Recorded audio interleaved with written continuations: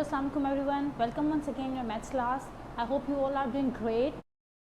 And now we are going to start this class with the topic of exercise 2.7. In previous classes we have discussed 7 questions of exercise 2.7, and now we are going to start this class with question 9 of exercise 2.7. ठीक है. अच्छा बेटा, एक चीज़ पहले clear कर लें, मैंने 7 question last class में करवाए थे और क्वेश्चन नंबर 8 आपको होमवर्क दिया था मैंने, राइट, और वो आप सबने कर भी लिया होगा. क्वेश्चन 9 भी मैंने दिया था, मोस्टली स्टूडेंट्स ने क्वेश्चन 9 भी कर लिया होगा, लेकिन ये क्योंकि इंपॉर्टेंट है आपके मॉडल पेपर में भी आया है तो ये मैं दोबारा से खुद सॉल्व करवा रही हूँ. ठीक है. क्वेश्चन नंबर 9 मैंने लिखा है यहाँ पे, सॉल्यूशन लिखेंगे. इसके बाद बेटा क्वेश्चन को रिपीट कर लेंगे हम. p की पावर a अपॉन p की पावर b होल ब्रैकेट की पावर क्या है, a plus b minus c. फिर हमारे पास है p की पावर b अपॉन p की पावर c होल ब्रैकेट की power b plus c minus a. फिर हमारे पास यहाँ पे है p की पावर c अपॉन p की पावर a होल ब्रैकेट की पावर है a plus c minus b. ठीक है, हमने क्वेश्चन को एज इट इज़ लिखा. अब सेकंड स्टेप में हम क्या करेंगे बेटा, ये जो हमारे पास पावर है, ठीक है, पावर हम लिखेंगे नोमिनेटर के साथ अलग और डिनोमिनेटर के साथ अलग लिखेंगे. ठीक है, पावर को हम नोमिनेटर और डिनोमिनेटर के साथ अलग अलग करके लिखेंगे. तो हमारे पास ये हो जाएगी p की पावर a होल ब्रैकेट की power a plus b minus c. इसी तरह से p की पावर b होल ब्रैकेट की power a plus b minus c. Second वाले पे क्या होगा, फिर इसी तरह से p की पावर b होल ब्रैकेट की power b plus c minus a. इसी तरह से ये पावर डिनोमिनेटर के साथ भी है, p की पावर c होल ब्रैकेट की power b plus c minus a. Third पे लास्ट भी इसी तरह से करेंगे, p की पावर c होल ब्रैकेट की पावर है a plus c minus b. फिर यहाँ पे है p की पावर a होल ब्रैकेट की power a plus c minus b. ठीक, फर्स्ट स्टेप में हमने क्या किया, क्वेश्चन को रिपीट एज इट इज लिखा. सेकंड स्टेप में हमने क्या किया, पावर हमारे पास जो थी, पावर को हमने नोमिनेटर और डिनोमिनेटर के साथ अलग अलग करके लिखा पावर को हमने. ठीक है, अब हम थर्ड स्टेप में क्या करेंगे बेटा कि ये पावर इसके साथ मल्टीप्लाई हो रही है, फिर ये इसके साथ मल्टीप्लाई हो रही है और ये इसके साथ. इसी तरह ये b इसके साथ मल्टीप्लाई हो रहा है पहले, फिर इसके साथ और इस तीनों के साथ मल्टीप्लाई हो रहा है. तो इसकी जो पावर आपस में मल्टीप्लाई हो रही है उनको हम मल्टीप्लाई करके लिखेंगे. तो ये क्या हो जाएगा, p की पावर प्लस का साइन है, यहाँ भी कोई साइन है, यहाँ भी कोई नहीं साइन, तो प्लस प्लस प्लस हो जाएगा. a और a क्या हो जाएंगे, a स्क्वायर. फिर प्लस प्लस प्लस हो जाएगा, a b क्या हो जाएगा बेटा, a b. फिर यहाँ पे प्लस का साइन है या माइनस का साइन है, प्लस माइनस माइनस, a और c a इंटू सी हो जाएगा. फिर इसी तरह से नीचे देखें, b के पास कोई साइन नहीं है तो मतलब प्लस का साइन है, तो प्लस प्लस प्लस b और a क्या हो जाएंगे, ए बी. ठीक है, अरेंज करके हम इसको लिखेंगे ए बी. फिर यहाँ पे प्लस का साइन है, यहाँ पे भी प्लस का साइन है, तो प्लस प्लस प्लस बी क्या हो जाएंगे, बी स्क्वायर. फिर प्लस का sign plus minus minus, B और सी क्या हो जाएंगे बेटा, बी इंटू सी. अब नेक्स्ट पे आते हैं, p हमारे पास है, p की पावर है b, तो b और b प्लस और प्लस प्लस होंगे, b और b क्या हो जाएगा बेटा, b square plus plus plus b और c b इंटू सी हो जाएगा. प्लस माइनस माइनस, b और a क्या हो जाएगा, a इंटू बी. अरेंज करके हमने लिख लिया. इसी तरह से नीचे हमारे पास है p प्लस और प्लस प्लस रहेगा, c और b क्या हो जाएंगे, अरेंज करके लिखेंगे b इंटू सी. फिर प्लस प्लस प्लस c और c क्या हो जाएगा बेटा, c स्क्वायर. फिर again plus minus minus, c और a क्या हो जाएगा, a इंटू सी. हमने अरेंज करके लिखना है. फिर नेक्स्ट स्टेप में लास्ट वाला, p की पावर है c, p हमने एज इट इज़ लिखा, c और a क्या हो जाएगा बेटा, a c, क्योंकि हमने अरेंज करके लिखना है इसको. प्लस प्लस प्लस c और c स्क्वायर. फिर plus minus minus, c b क्या हो जाएगा, b इंटू सी. इसी तरह से लास्ट में बेटा नीचे देखें, p की पावर है a, प्लस प्लस प्लस ही रहेगा तो a और a A square plus plus plus का साइन आ जाएगा, ए और सी क्या हो जाएंगे बेटा, ए into c, plus minus minus ए और बी क्या हो जाएंगे, ए इंटू बी।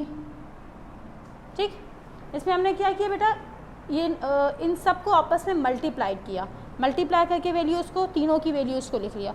अब जब मल्टीप्लाई करके तीनों वैल्यूज़ आ गई, अब क्या करेंगे कि ये जो डिनोमिनेटर में वैल्यूज़ हैं, ठीक है, इन डिनोमिनेटर की वैल्यूज़ को ऊपर शिफ्ट कर देंगे नोमिनेटर में। ठीक, डिनोमिनेटर की वैल्यूज़ को नोमिनेटर में शिफ्ट करेंगे। और जब भी हम, आपको पता है कि नोमिनेटर से डिनोमिनेटर या फिर डिनोमिनेटर से नोमिनेटर में जब वैल्यूज़ को शिफ्ट करते हैं तो क्या होता है, साइन चेंज हो जाते हैं।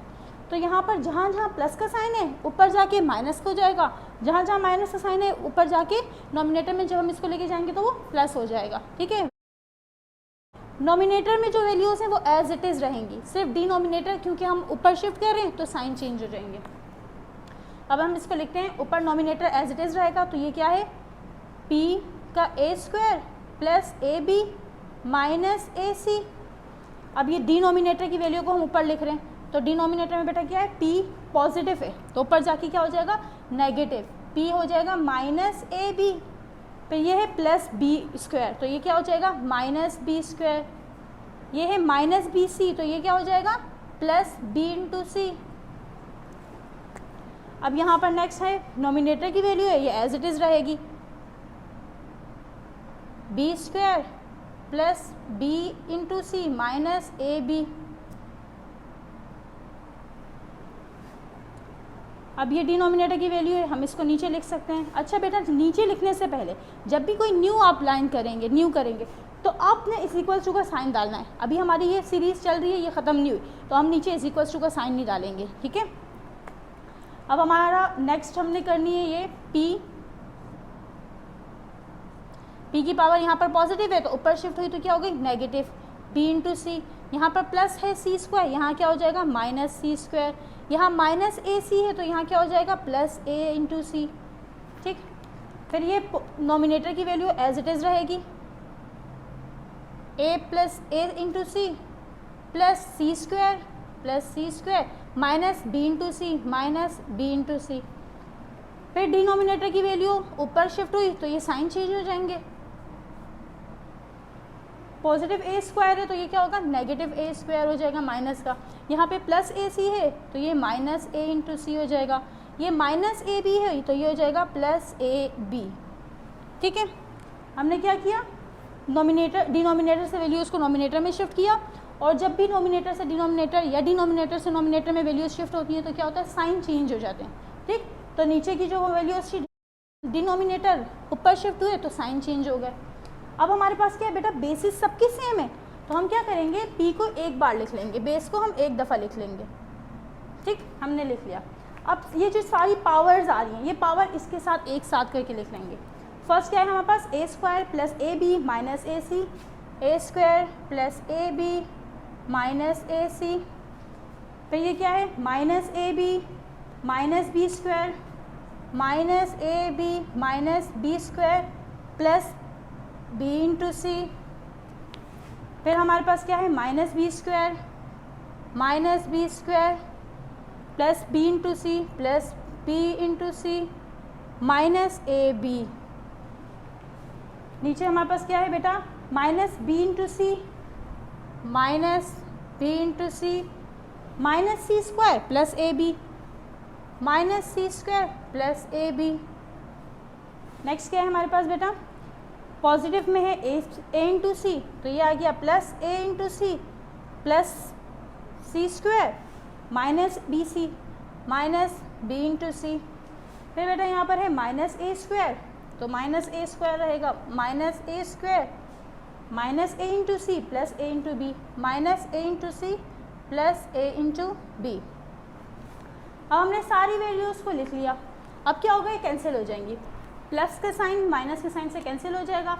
ये ए हमारे पास पॉजिटिव है तो ए स्क्वायर नेगेटिव माइनस के स्क्वायर से कैंसिल हो गया, ए बी प्लस का ए बी माइनस के ए बी से कैंसिल हो गया, माइनस का ए सी प्लस के ए सी से कैंसिल हो जाएगा, फिर माइनस बी स्क्वायर प्लस के बी स्क्वायर से कैंसिल हो जाएगा, फिर positive B into C negative B into C से कैंसिल हो जाएगा, फिर प्लस बी इंटू सी माइनस के बी इंटू सी से कैंसिल हो जाएगा, माइनस ए बी प्लस ए बी से कैंसिल हो जाएगा, plus A C minus a सी से कैंसिल हो जाएगा, minus C square plus c square से कैंसिल हो जाएगा। तो पावर सारी आपस में पॉजिटिव नेगेटिव आपस में कैंसिल हो गई। हमारे पास क्या रिमेनिंग हुआ, पी ज़ीरो। ठीक है, तो हमारे पास पावर क्या भाई, ज़ीरो है। और हमें पता है कि जब भी पावर ज़ीरो होती है तो क्या होता है, ज़ीरो पावर किसके बराबर होती है, 1 के बराबर होती है। Any base raise to the power 0 equals to 1। जो भी बेस ज़ीरो, जिस भी बेस की पावर 0 हो तो वो किसके इक्वल होती है, 1 के। तो ये हमारा आंसर हो जाएगा। आई होप आपको ये समझ आ गया होगा। ठीक है, नेक्स्ट क्वेश्चन चलते हैं, नेक्स्ट क्वेश्चन की तरफ। क्वेश्चन नंबर 10 हमारा ये रहा। क्वेश्चन नंबर 10 मैंने यहाँ पर लिखा हुआ है, हम क्वेश्चन 10 को देखते हैं बेटा। अच्छा, क्वेश्चन नंबर 10 बेटा ये आया है क्लास 9 के मॉडल पेपर में आया है, एज इट इज़ यही सेम क्वेश्चन आया आपका क्लास 9 वालों का। ठीक, आपका क्वेश्चन है, क्वेश्चन के बाद आपने सॉल्यूशन की हेडिंग डालनी है, सॉल्यूशन की हेडिंग डाल दी। इसके बाद हम क्वेश्चन को रिपीट करेंगे, दोबारा से एज इट इज़ क्वेश्चन लिखेंगे। ठीक है, हमने क्वेश्चन लिखा 125 का स्क्वायर, 125 का स्क्वायर। ठीक है, मल्टीप्लाई का साइन है, फिर 8 है हमारे पास, अपॉन 64 का स्क्वायर, और होल ब्रैकेट की पावर क्या है, 1/3। 1/3 हमारे पास होल ब्रैकेट की पावर आ जाएगी। सेकेंड स्टेप में क्या करना है बेटा,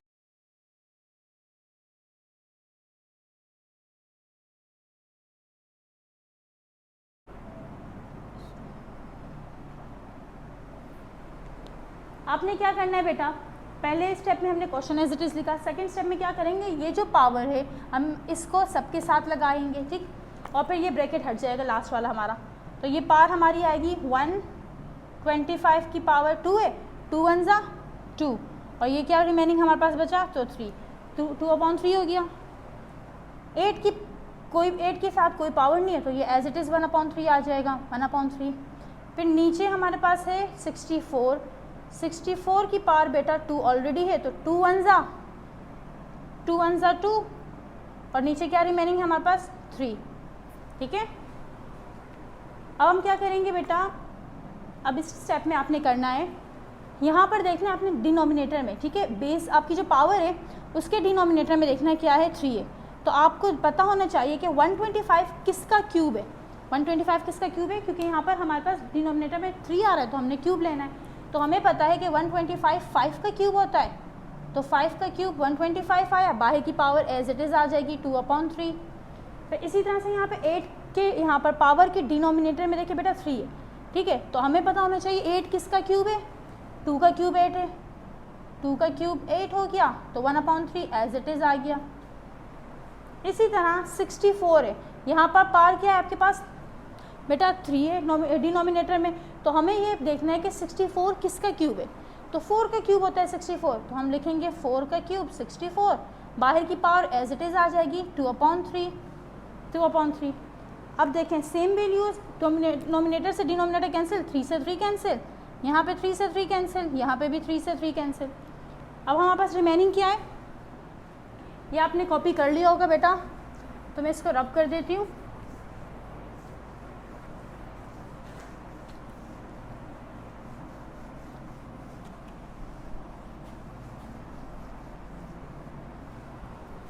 अब देखें बेटा, हमारे पास 3 से 3 कैंसिल हुआ, तो यहाँ पर क्या बचा, 5 के ऊपर स्क्वायर, तो हमने लिखा 5 के ऊपर स्क्वायर आ गया।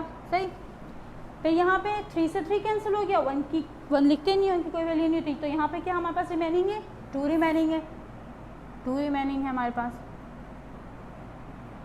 ठीक है, यहाँ पे क्या रिमेनिंग है बेटा, 3 से 3 कैंसिल हो गया, 4 की पावर 2 रिमेनिंग है, हमने यहाँ पर लिख दी 4 की पावर 2। 5 के ऊपर स्क्वायर है, तो 5 का स्क्वायर क्या होता है, 5 5 ज़ा 25, 2 एज इट इज़ आ जाएगा। 4 का स्क्वायर क्या होता है बेटा, 4 4 ज़ा 16। ठीक है, अब देखें आपस में ये कैंसिल हो रहे हैं, 2 1 ज़ा 2, 2 8 ज़ा 16। तो अब हमारे पास क्या रिमेनिंग है बेटा, नॉमिनेटर में हमारे पास है 25, डिनोमिनेटर पे हमारे पास क्या है 8। आप चाहें तो इसको आंसर कर सकते हैं, ये हमारा आंसर हो सकता है।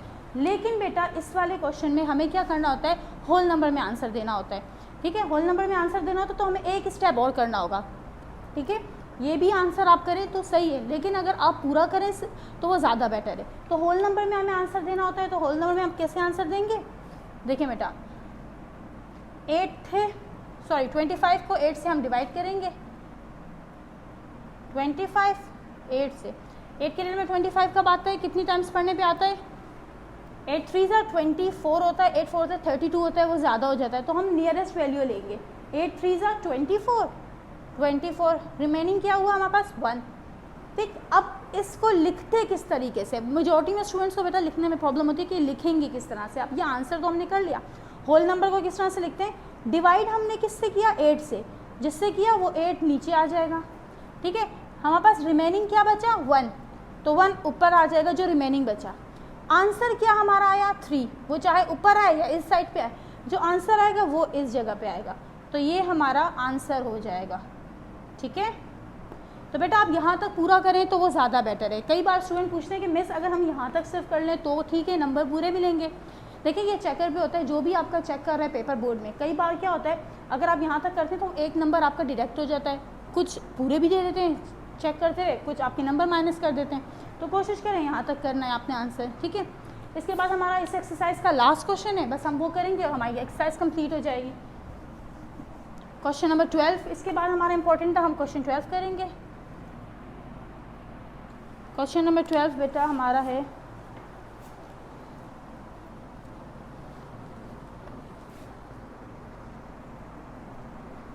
क्वेश्चन 12 में है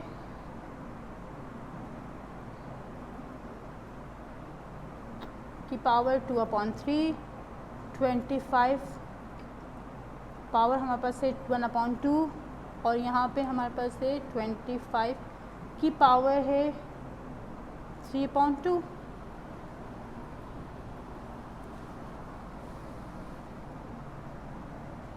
ठीक है, हमारे पास बेटा क्वेश्चन इस तरह से है, सॉल्यूशन लिखा, क्वेश्चन को अगेन लिखेंगे हम 216 होल ब्रैकेट की पावर क्या है 2/3, फिर हमारे पास है 25 होल ब्रैकेट की पावर हमारे पास क्या है 1/2, फिर हमारे पास है 1/25 होल ब्रैकेट की पावर क्या है -3/2, हमने लिख लिया -3/2। अच्छा अब बेटा क्या करना है, हमने क्वेश्चन एज इट इज़ लिख लिया। अब देखें यहाँ पर डिनोमिनेटर में क्या है आपके पास क्यूब 3 है, तो हमें देखना है कि 216 का क्यूब 216 किसका क्यूब होता है। तो आपको पता होगा बेटा, आपने अगर क्यूब्स याद किए हैं तो 216 6 का क्यूब होता है, 6 का क्यूब हो जाएगा 216 और बाहर जो है पावर वो एज इट इज़ रहेगी 2/3। फिर इसी तरह 25 है, यहाँ पर हमारे पास स्क्वायर है तो हमें पता होना चाहिए 25 किसका स्क्वायर है, तो बेटा 5 का स्क्वायर होता है 25, तो हमने लिखा 5 का स्क्वायर 25, बाहर जो हमारे पास पावर है वो एज इट इज़ रही। अब नीचे जो है हमारे पास हम इसको अभी चेंज नहीं करेंगे, इसको एज इट इज़ लिखेंगे। एज इट इज़ क्यों लिखेंगे, क्योंकि हमारे पास वैल्यू इसकी पावर जो हमारे पास आ रही है बेटा वो नेगेटिव है, इस पावर को हमें पॉजिटिव करना है। तो पॉजिटिव किस तरह से करेंगे, नोमिनेटर को डिनोमिनेटर और डिनोमिनेटर को नोमिनेटर में शिफ्ट कर देंगे। ठीक है, जब हमने लास्ट क्लास में या लास्ट क्वेश्चंस में पढ़ा था कि नोमिनेटर से डिनोमिनेटर और डिनोमिनेटर से नोमिनेटर में जब वैल्यूज़ आती हैं तो क्या होता है साइन चेंज हो जाते हैं, तो ये नेगेटिव है तो ये पॉजिटिव हो जाएगा। ठीक है, तो 25 ऊपर आ गया 1 नीचे आ गया और हमारे पास पावर क्या है -3/2 थी, तो ये पॉजिटिव 3/2 हो जाएगी। एक और चीज़ बेटा, डिनोमिनेटर में अगर 1 हो तो हम 1 नहीं लिखते। ठीक है, डिनोमिनेटर में 1 का मतलब हम 1 लिखते नहीं हैं, तो अगर डिनोमिनेटर में 1 शिफ्ट हुआ तो ये एज इट इज़ 25 सिर्फ बन जाएगा। ठीक है, अब हमारे पास ये वैल्यूज़ आ गई।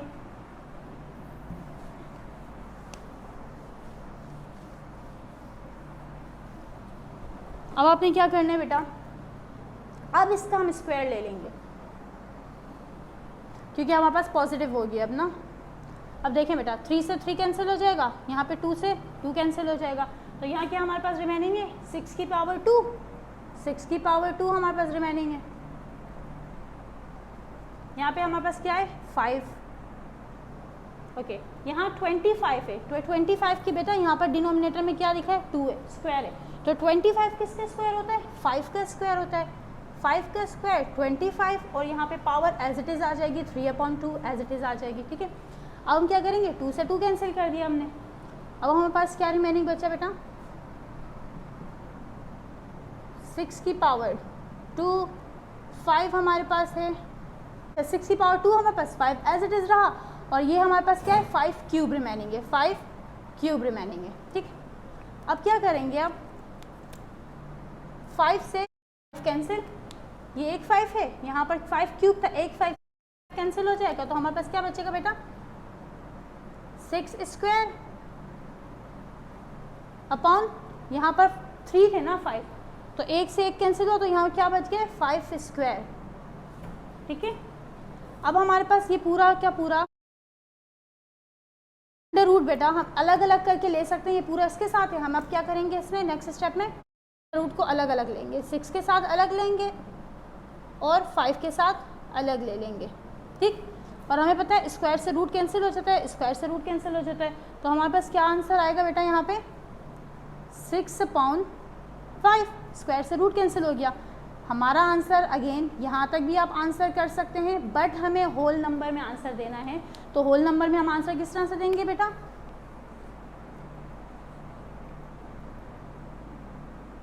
5 1 जा 5, क्योंकि हमें नियरेस्ट नंबर देना है, 5 के टेबल में 6 तो आता नहीं है, तो 5 1 जा 5, रिमेनिंग क्या है? 1।